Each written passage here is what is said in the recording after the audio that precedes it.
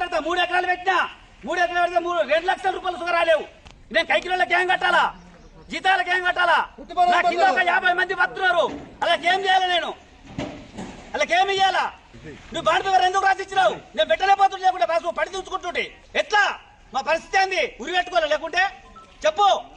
లేకుంటే గురుగా రాయి చచ్చిపోవాలా? పురుగు మంది తాగి తోట్ల రెడీ ఉంది తాతకు. నువ్వేం చేస్తా అనుకుంటున్నావు? రైతులను నువ్వేం చేస్తావు చెప్పు? చంపేస్తావా?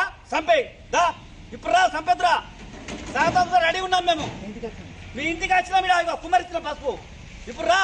రైతులకు మాయ మాటలు చెప్పి మోసం చేసి బాండ్ పేపర్ రాసిచ్చి నేను 5 రోజులలో గెలిచిన 5 రోజులలో పసుపు బోర్డు తీసుకొస్తా అని చెప్పి గద్దెక్కినావు. నువ్వు ఎక్కి నుంచి ఇప్పటి వరకు ఒక మద్దతు ధర లేదు కదా, ఇట్లా ఏం లేదు.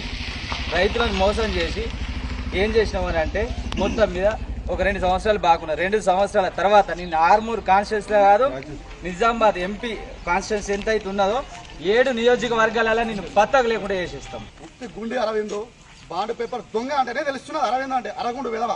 పసుపు బాండ్ పేపర్ రాసిచ్చిండు. ఆ రోజు ప్రతి ఊరూరు తిరిగి రైతులను ఐకమత్యం చేసి నేను పసుపుకు మద్దతు ధర తెస్తా, బోర్డు తెస్తా అని రైతులకు మాయ మాటలు చెప్పి మాతోని ఓట్లు వేయించుకొని గద్దెక్కిండు. గద్దెక్కిన 4 రోజుల లోపల పసుపు బోర్డు తెస్తా అని బాండ్ పేపర్ రాసిచ్చిండు దొంగ అరవింద్.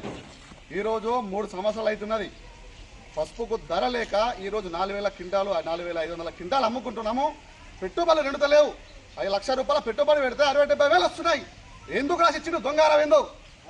నాడు నిజామాబాద్ లో శ్రీనివాసు ఓట్లు వేయకపోతే చేతులు నరికేస్తా అన్నాడు వాళ్ళ తండ్రి.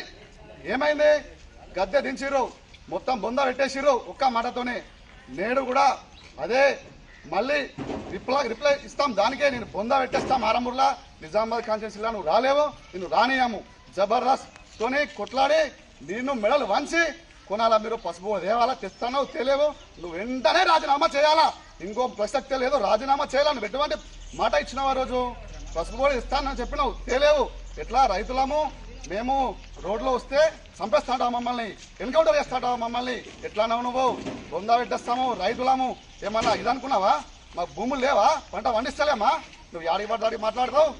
జాగ్రత్త, తస్మాత్ జాగ్రత్త. హాయ్ ఫ్రెండ్స్, మా టుడే టుమారో యూట్యూబ్ ఛానల్ చూస్తున్నందుకు చాలా థ్యాంక్స్. మరిన్ని లేటెస్ట్ వీడియోస్ కోసం వెంటనే సబ్స్క్రైబ్ చేయండి. అలాగే ఈ బెల్ ని కూడా రింగ్ చేసేయండి. మా నోటిఫికేషన్స్ అన్ని మీ మొబైల్లో వస్తాయి. అలాగే మా వీడియోస్ మీకు నచ్చితే లైక్ చేయండి, షేర్ చేయండి, నచ్చకపోతే కామెంట్ చేయండి.